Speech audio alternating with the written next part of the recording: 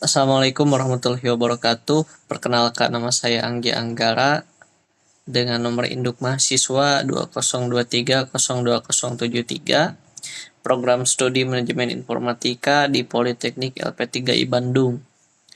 Video ini merupakan tugas untuk ujian susulan atau pengganti ujian akhir semester saya pada mata kuliah Application Development Project dan juga Web Framework Development dengan dosen pengampu Bapak Tubagus Riko, Eskom Mkom. Di mana video ini berisi demonstrasi proyek akhir yang telah dikerjakan kelompok dan juga sedikit penjelasan tentang program dari si sistem penerimaan mahasiswa baru ini. Jadi proyek yang saya dan kelompok saya kerjakan itu merupakan sistem penerimaan mahasiswa baru dengan objeknya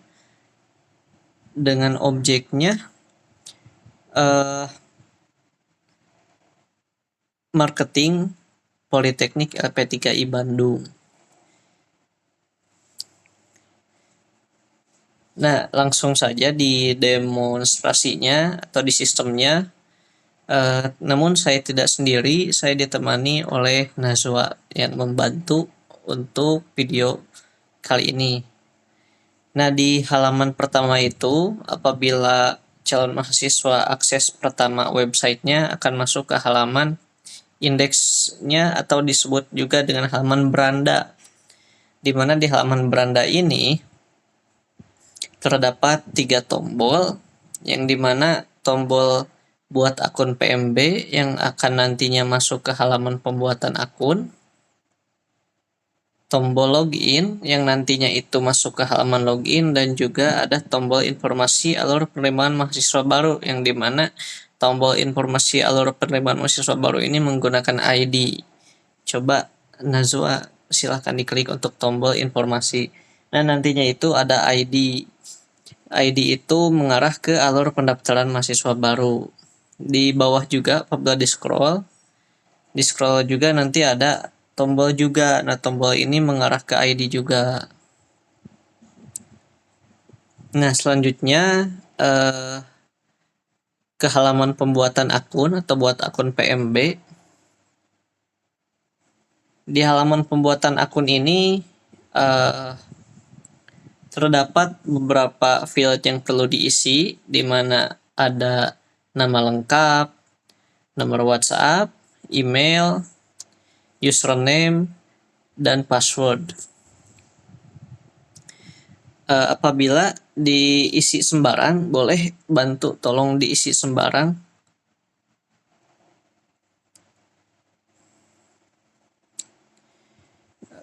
Diisi sembarang, nama lengkap, nomor WhatsApp, email.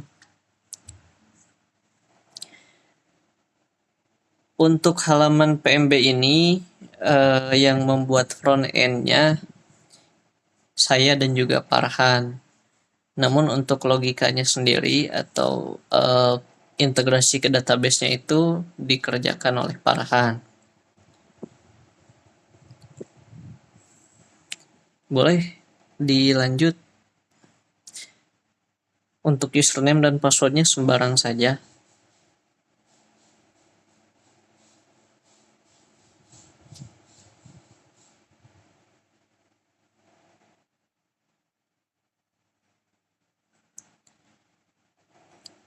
Nah, di halaman pembuatan akun ini terdapat beberapa validasi seperti jumlah password yang ada berapa karakter, dan juga seperti telepon yang perlu 8-10 karakter. Boleh diklik tombol daftar sekarangnya.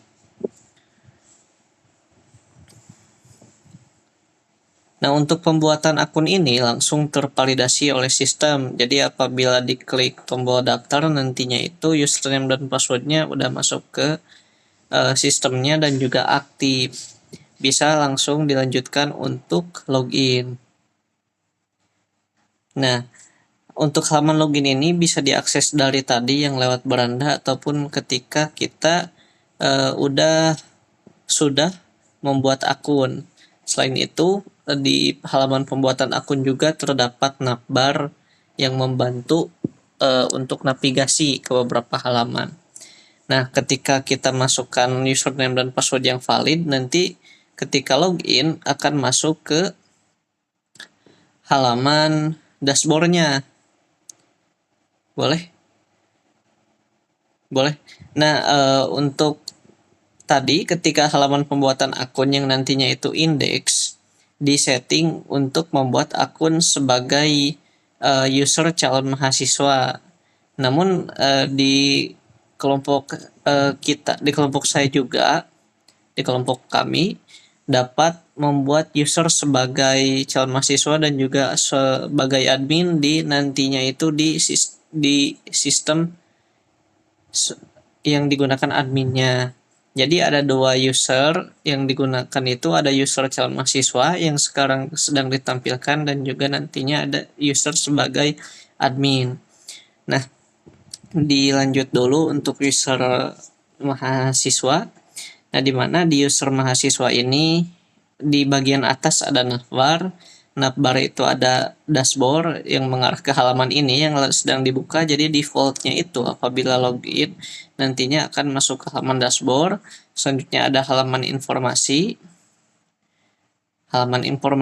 dan halaman kontak,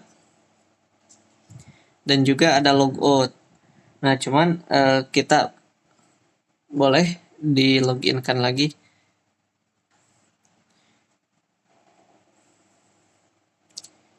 Nah, di halaman dashboard ini ada 5 tahapan untuk calon mahasiswa menjadi mahasiswa di Politeknik LP3I Bandung.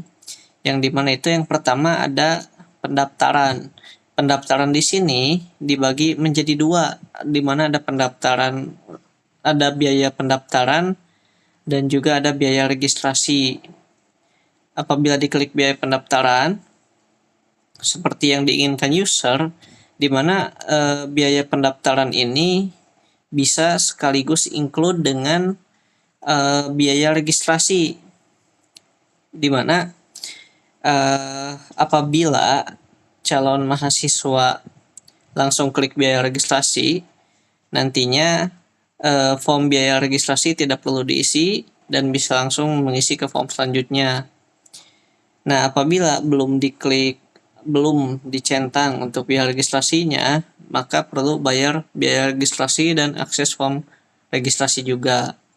Nah, silahkan boleh diisi apabila tidak centang bayar registrasi saja.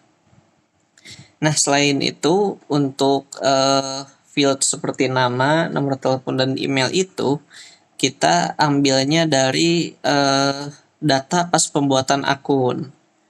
Selanjutnya ada kelas dan program studi. Nah, kelas ini di-input di user admin dan program studi juga di-input di user admin. Boleh scroll ke bawah, Mbak.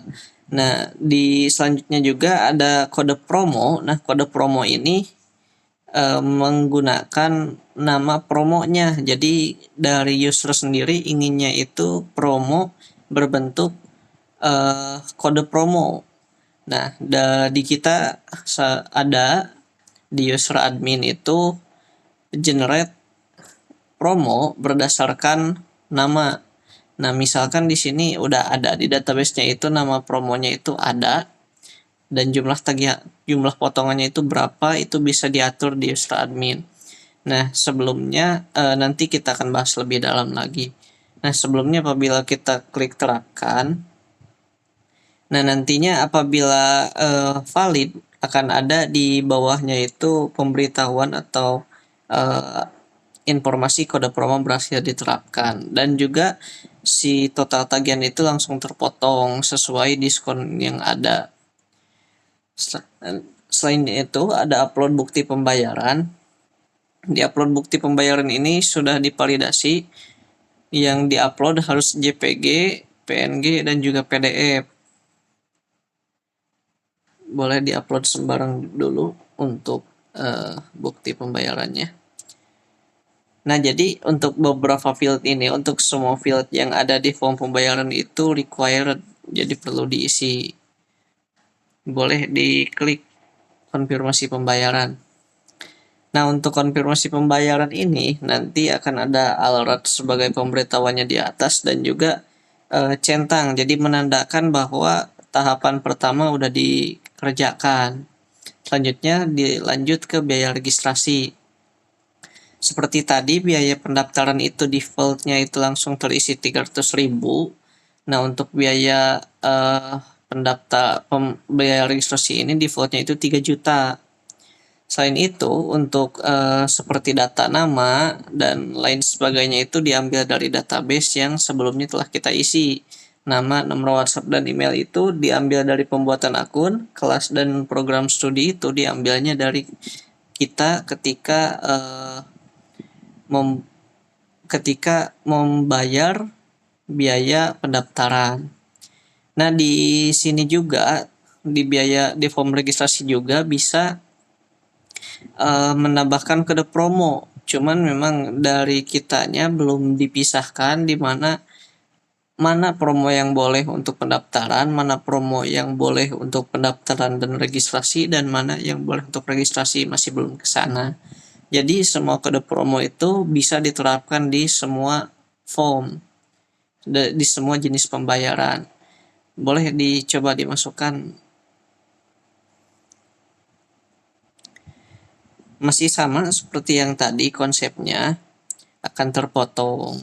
Dan juga untuk field-field yang ini perlu diisi seperti foto, kecuali promo yang boleh kosong.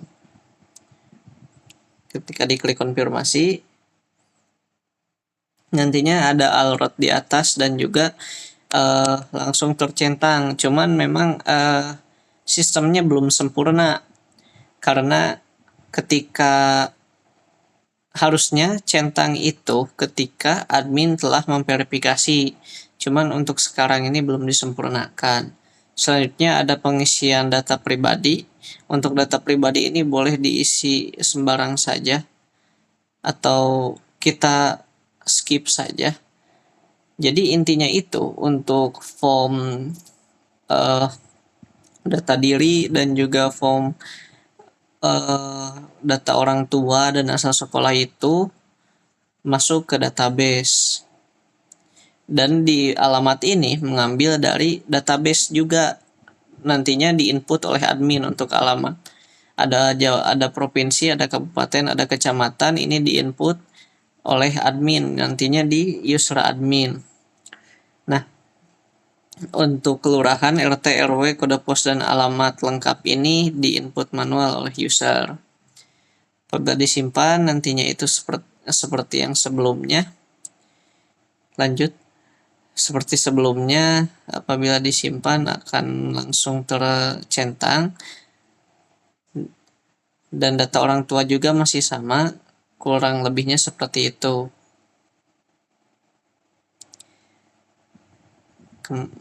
Back saja. Untuk asal sekolah juga masih sama, kurang lebihnya seperti itu. Untuk asal sekolah ini diinput dari user admin, dan untuk upload ijazah ini harus required tipenya, jadi belum disetting ke boleh kosong. Masih banyak bug sebenarnya di beberapa sistem ini dan perlu disempurnakan lebih lanjut ke depannya. Boleh dikembalikan. Selanjutnya di halaman informasi, kita kembali lagi ke halaman informasi. Jadi di halaman informasi ini mengambil juga dari database dari tabel informasi yang nantinya itu diinput oleh admin, bisa diinput oleh admin. Cuman untuk jenis dan judul, untuk isi dan judul informasinya itu tertukar. Jadi ada kekeliruan ketika dimasukkannya hasilnya itu. Jadi misalkan di sini harusnya judulnya itu PKKMB dan isi kontennya itu H, E, D, C, F, E, D, dan lain selanjutnya dan seterusnya. Cuman tertukar dalam penyimpanannya, bisa disempurnakan lagi ke depannya. Selain itu juga untuk cari informasi itu sudah bisa berdasarkan karakter yang mirip dengan isi kontennya, mau itu isi ataupun eh, judulnya. Sekarang kita lanjut ke user adminnya. Ketika logout nanti akan masuk langsung ke halaman login. Di halaman logout sudah sama teman saya dibuatkan untuk username dan passwordnya. Apabila login nanti akan masuk ke dashboard admin. Cuman ketika masuk ke dashboard admin ini perlu disempurnakan, beberapa yang perlu disempurnakan, bahwa data yang ada di card ini belum mengambil dari database dan masih dummy. Dan di bawahnya itu ada data calon mahasiswa, ini mengambil dari tabel calon mahasiswa. Selanjutnya, untuk nomor pendaftaran ini di-generate apabila pembuatan akun, baik itu pembuatan akun lewat halaman buat akun yang sebelumnya ataupun dibuatkan oleh admin. Nah, apabila dibuatkan oleh admin, ada di user, di input data, dan di menu user, di mana di dalam pembuatan akun ini atau pembuatan user ini dapat kita pilih apakah usernya itu sebagai calon mahasiswa ataupun sebagai admin. Boleh kembalikan saja, Mbak, udah selesai. Nah, untuk input data itu cukup banyak. Ada user, prodi, kelas, asal sekolah, provinsi, kabupaten, dan kecamatan. Semuanya sama. Ada fitur cari, ada fitur tambah, ada fitur edit, ada fitur hapus, dan ada fitur show. Di tabelnya boleh digeser ke kanan, Mbak, tabelnya. Digeser ke kanan. Udah ada pagination juga, cuman untuk data tabelnya belum ada. Boleh. Untuk input informasi masih sama juga, ada cari, ada tambah, ada edit, ada hapus, ada juga show. Untuk semua CRUD ada semua, cuman memang belum ditambahkan untuk data tablesnya. Selanjutnya ke verifikasi PMB. Ketika tadi kita sudah isi di dashboard atau di halaman untuk user calon mahasiswa, udah diisi untuk pendaftaran, form pendaftaran, dan juga form registrasi. Kita mulai dulu dari form pendaftaran. Nantinya itu akan masuk ke halaman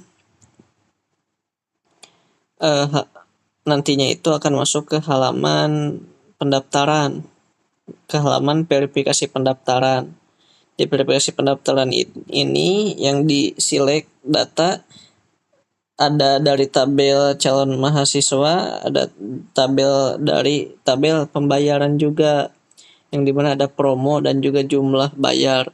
Nah, untuk promo ini yang diisi berdasarkan nama promonya, dan jumlah bayarnya itu isinya dari jumlah total bayar yang perlu dibayar. Nah, untuk bukti bayar ini yang kita tampilkan berdasarkan nama file yang diinput oleh user. Apabila diklik, nantinya akan tampil dan akan pindah ke halaman baru. Nah, masuk lagi ke sistemnya. Di halaman sistemnya itu nanti status bayarnya akan otomatis pending dan bisa di verifikasi. Apabila diverifikasi, nantinya akan masuk otomatis ke WhatsApp. WhatsApp ini mengambil berdasarkan nomor WhatsApp yang diinput ketika pembuatan akun. dan juga ada teks otomatis. Cuman memang boleh ke sistem kembali. Cuman memang di sistem ini masih perlu perbaikan. Dikarenakan seperti tadi statusnya memang di sini pending, tapi di user calon mahasiswanya udah tercentang atau terchecklist dan bisa isi form lain. Seperti itu. Di Peripregis juga kurang lebihnya sama. Ada di Peripregis juga ada edit, ada hapus, ada lihat, dan juga ada verifikasi, kurang lebihnya sama seperti itu. Nah, mungkin untuk demonstrasi aplikasinya seperti itu, kurang lebihnya sama untuk tipe CRUD. Nah, untuk programnya sendiri,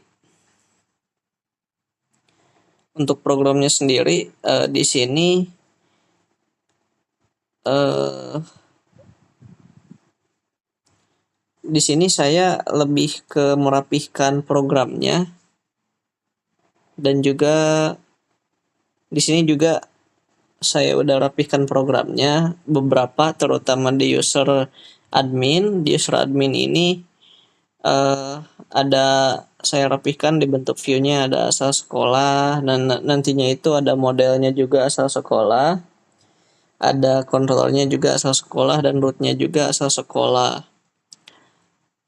Namun untuk si program sebagai user maba masih acak-acakan dan belum dirapihkan kembali. Untuk pengembangan sistem ini kami menggunakan framework-nya Laravel dengan CSS Bootstrap dan juga JavaScript. JavaScript digunakan ketika kebanyakannya itu ketika pop up input data dan juga hapus data, tapi ada juga yang digunakan di beberapa halaman form input lainnya. Mungkin sekian yang dapat saya sampaikan. Kurang lebihnya untuk programnya belum bisa saya jelaskan sepenuhnya. Mohon maaf atas kesalahannya. Terima kasih. Wassalamualaikum warahmatullahi wabarakatuh.